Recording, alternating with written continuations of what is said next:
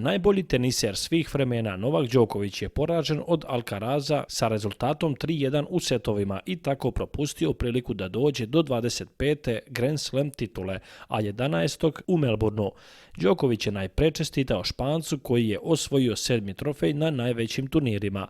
Čestitam Carlose, neverovatnih nekoliko nedelja, čestitam tebi, tvom timu i porodici. Najbolja reč za to što ti radiš je istorijsko legendarno. Želim ti sve najbolje u ostatku karijere. Tako si mlad, imaš mnogo vremena pred sobom, kao i ja, tako da sam siguran da ćemo se vidjeti još mnogo puta u narednih 10 godina. Moram da se zahvalim i svom timu na tome što su me trpeli pre svega, ali i davali podršku.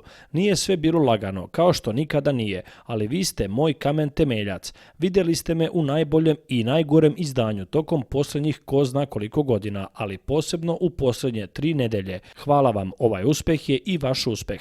Novak se potom obratio i Rafaelu Nadalu koji je ovaj meč gledao sa tribina. Veoma je čudno vidjeti te tamo, a ne ovde, ali samo hoću da kažem da mi je bila čast da delim teren sa tobom, ali i da gledaš ovakvo finale.